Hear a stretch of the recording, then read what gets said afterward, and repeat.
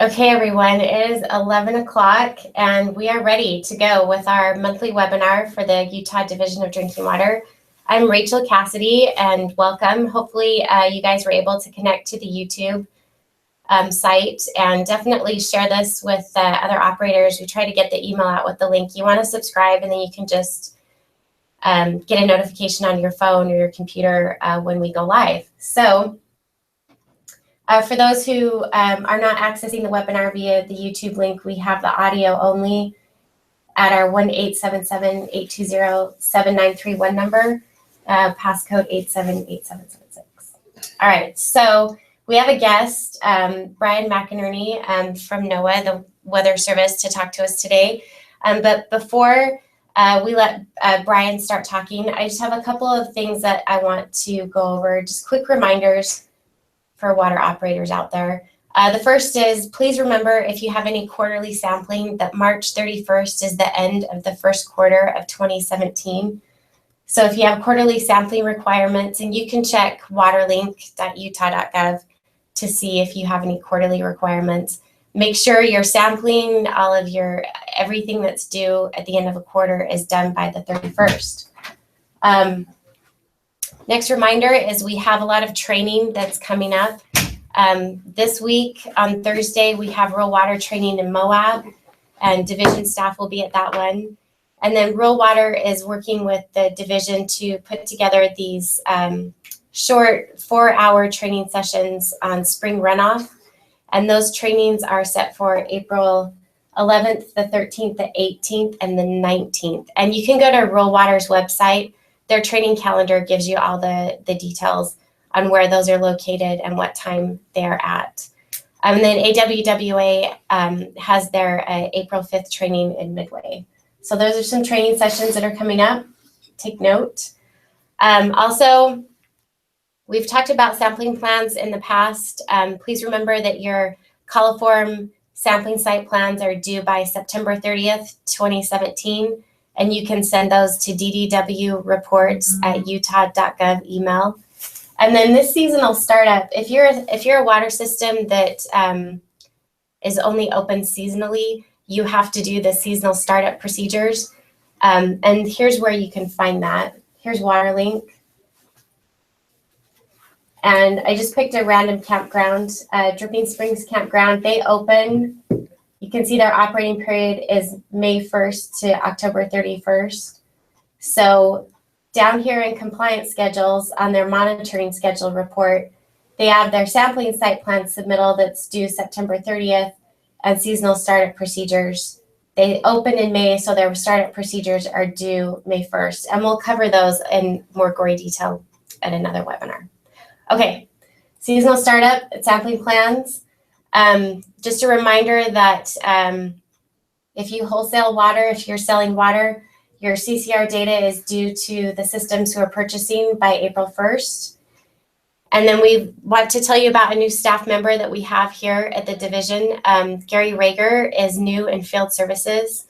And so you want to remember that, because you're gonna need to know that possibly at the end of the webinar. So welcome to Gary. He comes to us from Sandy City, and he is replacing Mike Moss. Yeah. And then we just have some updates to our website, and I'm just going to skim over those fairly quickly. But here's our website. It's drinkingwater.utah.gov, and this is the home page that you land on.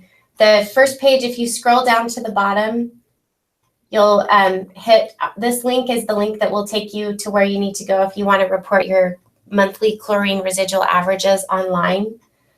So check out that link. And then also on the left-hand side, under compliance and monitoring, we're making quite a few changes that are super exciting for me and you.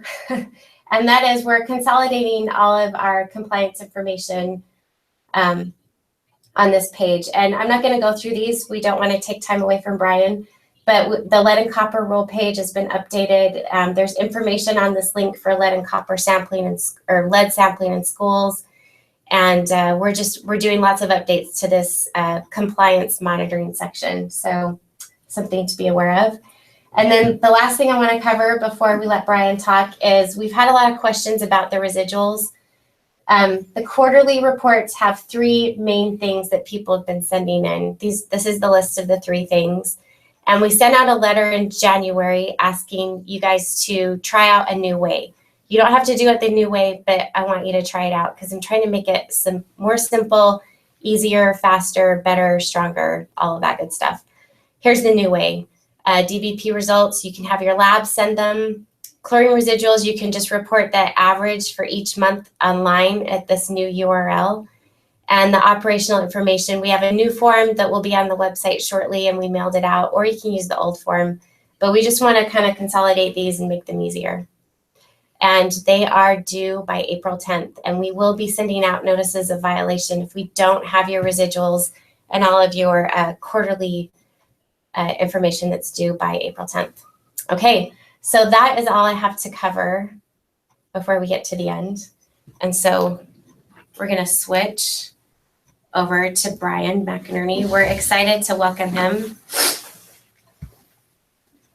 And we are just going to hold on for a second while we switch screens.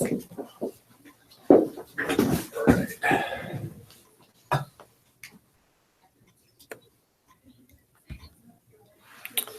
Whoa, infinity screen. Different. Yeah. Okay, we're going to minimize us. I want to stop presenting. We want to make you the presenter. Oh, it's because you're logged into Watch too. Hold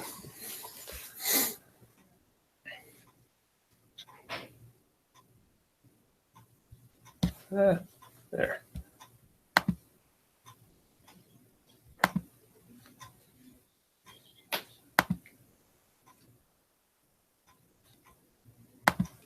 Why is it doing that? That's new.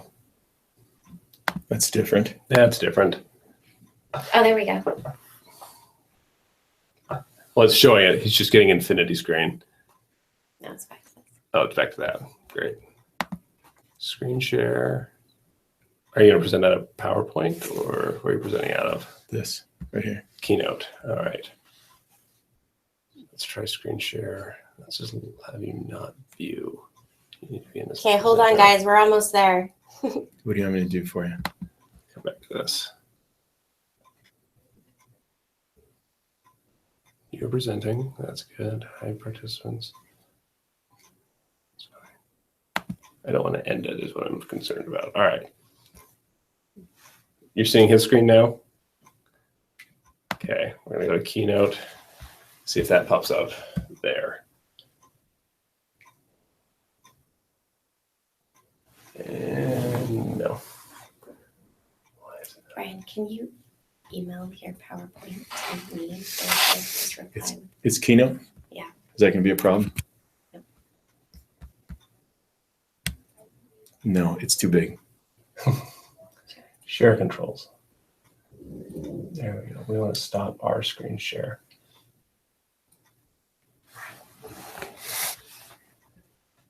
Now you are presenting. You should be good now. Okay. Try and open up Keynote again. Good to go.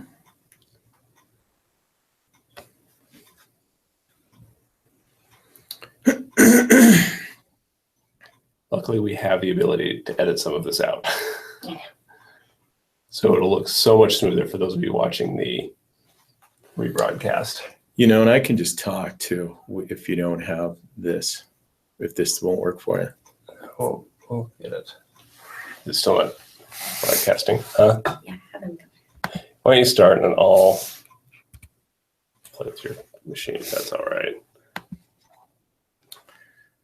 Okay, so you guys, we're gonna work on getting Brian's PowerPoint up, but we're gonna have him go ahead and just start his presentation.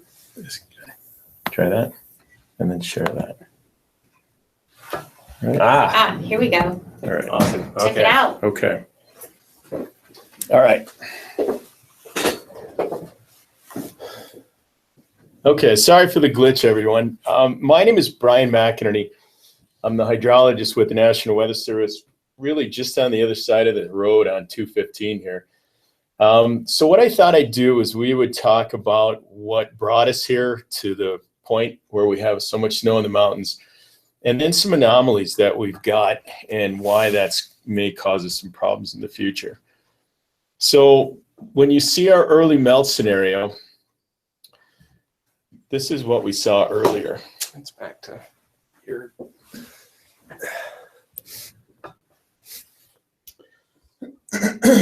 Another technical difficulty Oh, will hang man. out.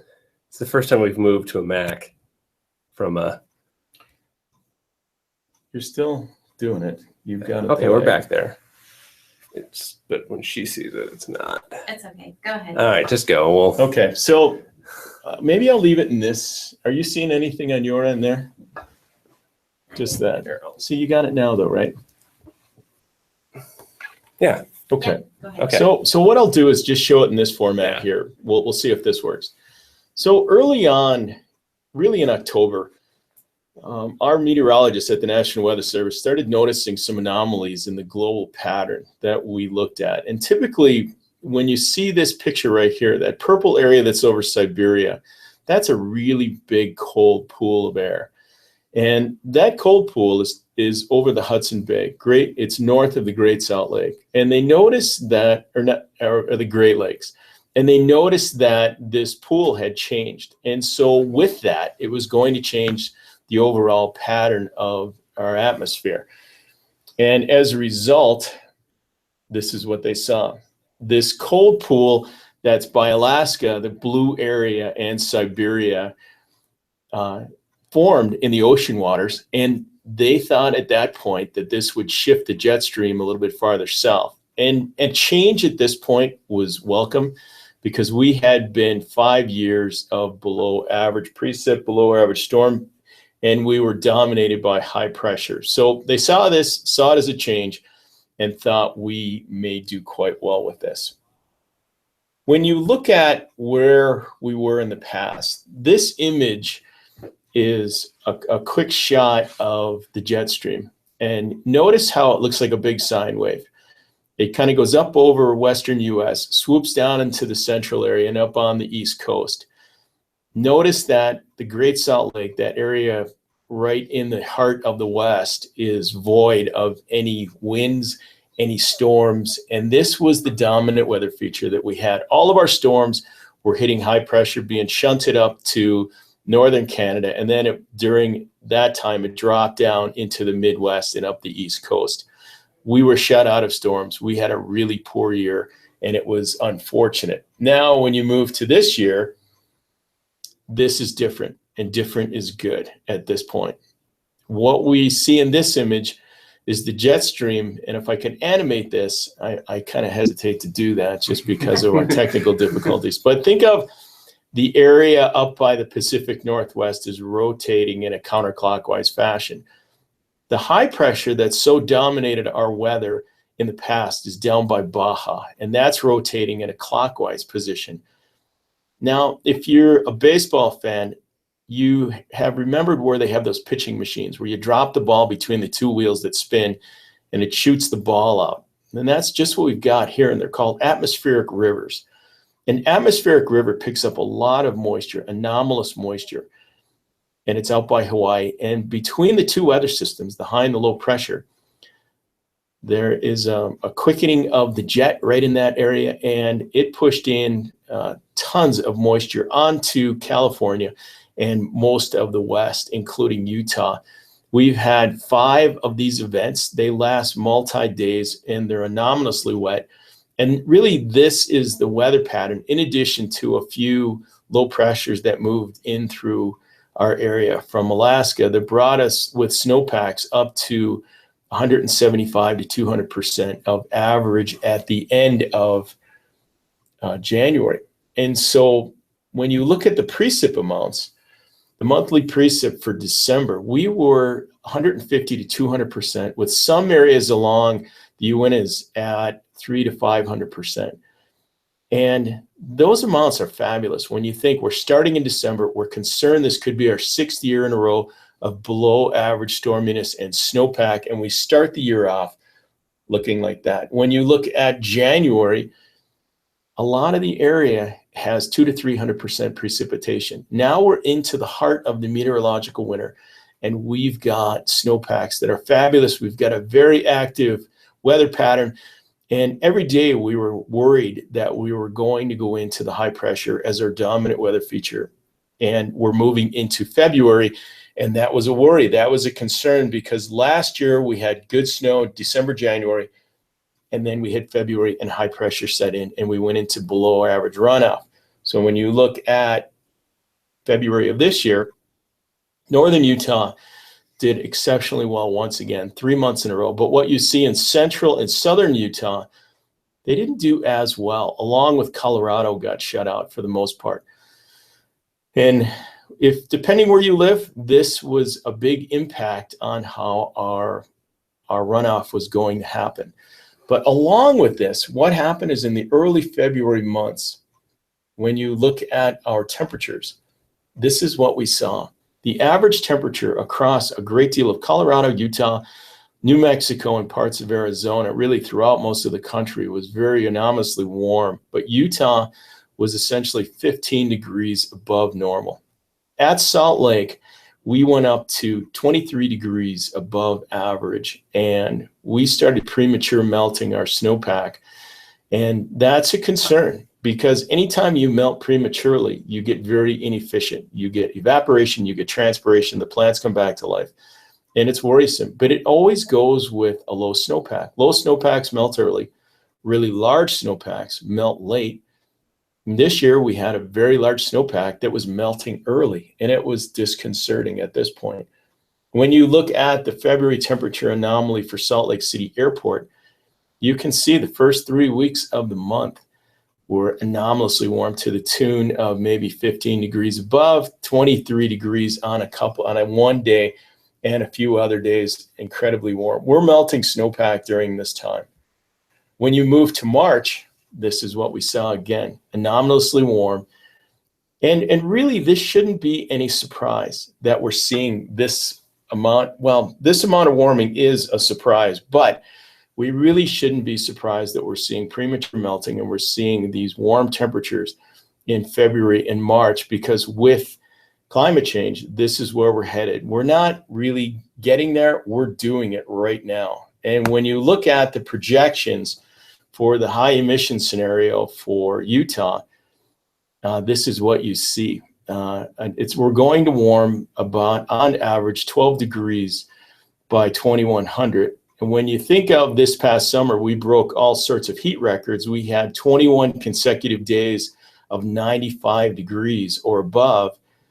If you add 12 degrees to that average, we're up to 107 degrees for 21 days in Salt Lake. So we're going to see more of this. It's something we need to adapt to. Our springs are going to get warmer. Our meteorological winters are going to get a little shorter because we're warmer in the spring. Our snow is going to start later. And as we slowly evolve to a rain-driven hydrology, where we used to be a totally solid snow-driven hydrology in our meteorological winter, that's changing slowly, but it's going to evolve to eventually where we're rain-driven altogether. So when you look at the premature snow melt, what I was looking at was elevations, because we had flooding in the Box Elder County area down in the valleys, and extensive field flooding. Roads were washed out, basement flooding to the tune of 200 to 300 basements. Cache County also had flooding. And when you look at where we melted below 7,000 feet, this is only 4 stations, but this graph is just a bit involved. So what I did was I asked for the snow water equivalent on the y-axis, time on the x. The blue line is the average. And then I said, give me the 2 largest years besides this one. And it came up with 2011 and 2005. 2011 is the red, 2005 is the teal color. And then you look at that green line, that's us right now, below 7,000 feet. And it was way above 2011, much above average and 2005. But you can see the green line right about early March dipped down drastically. And that line has even increased even more since then. But at the time that I made these graphs, which was last Thursday or Friday, we were at 109% of median. And you can see where 2011 melts way later. We're starting to melt prematurely or really at the low elevation, right where you expect. And that's that big snowpack that's melting early. It's something we don't see. Then when you look at snow between 7,000 and 8,000 feet, you see the premature melting. You can see it how it compares to 2011 and 2005. It's something we don't see at this dramatic rate that we're seeing the melt right now. When you go up to 8,000 feet, you can see we're melting before 2011, which really 2011 started to melt sometime in early May. About a month later, we're melting roughly about a month early at this time. And that's about 8,000 feet. When you look at 9,000 feet roughly, the melting is not as dramatic. And when you talk to the avalanche people and you talk to the ski patrolmen at the ski resorts that do snow profiles, they'll tell you that we're about 8,500 feet, and below that is isothermal, meaning we're getting meltwater out of that. 8,500 feet and above, the snow is still ripening. So we don't see a lot of melt above that. And also these storms that came through, these last two, have slowed that melt. And that's a nice thing to have right now, because we want to keep this as long as possible without causing any flooding. But that's what we saw to date. Now, when you look at the streams and say, well, you know, what happened with the runoff at this time? Are we inefficient? Are we starting to melt? And what I did was I looked at the Logan River. And if you look at that kind of peach and blue area, that's the climatology of the Logan River. It typically peaks at about the third week of May. And you can see some of the higher areas. That line that's in there is the daily maximum, meaning on every day, I asked the database, give me the highest flows we've ever experienced on this river gauge since it's been in operation. And this is operated by the USGS. You can see the observed in that blue line with those diurnal fluxes going up to roughly about 1,100 CFS, way early, to the point of we're almost 2 months early. And the rate of rise was so dramatic that it's something we've never seen. Most rivers throughout Utah, especially northern Utah, were above the daily max that we've ever seen as a result of this heat. Fortunately for us, it's gotten a little colder in the last about 4 or 5 days, and you can see the melt dropped off significantly. So now let's look at snowpack, and we'll look at two different graphs. When you look at snowpack on March 9th, this is the percent of median by basin averaged at that date. And snowpack was really healthy. It's still healthy now, but not as much.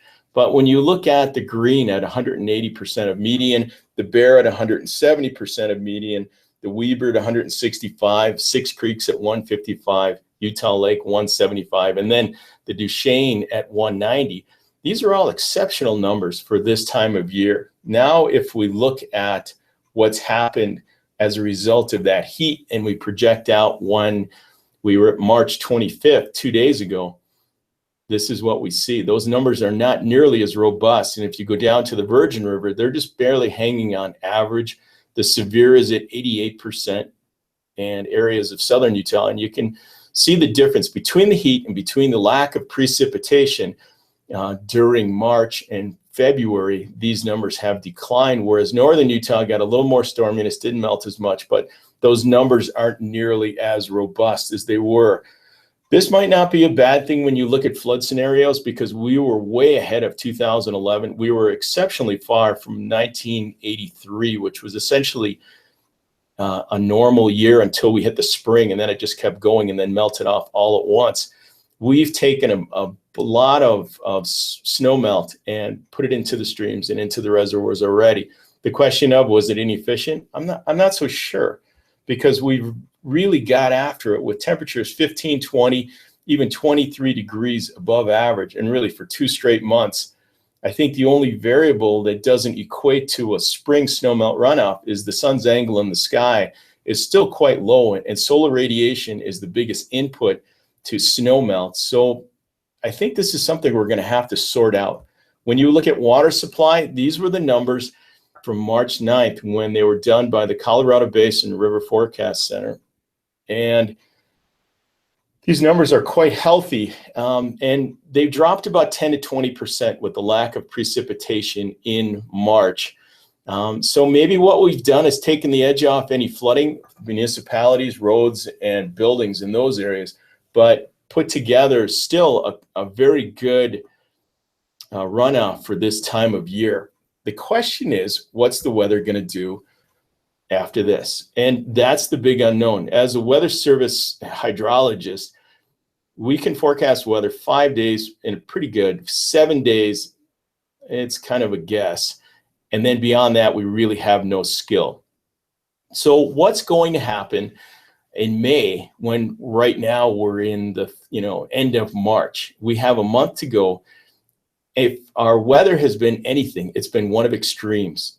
200, 300, 400% precipitation, warming 23 degrees above average. We've gone from one extreme to another, and now we're supposed to say, well, maybe we'll look at the mean and forecast out to the mean. And it's most likely going to be anything but average, but we don't know that yet. And I think that's what I'd like to convey is there's things we know pretty well, there's things we don't know, and there's things we infer. And those things we know right now are the snowpack and the soil moisture and the projected forecast. The things we don't know is what's the weather going to do? Are we going to have an exceptionally wet period, dry period, warm, cold?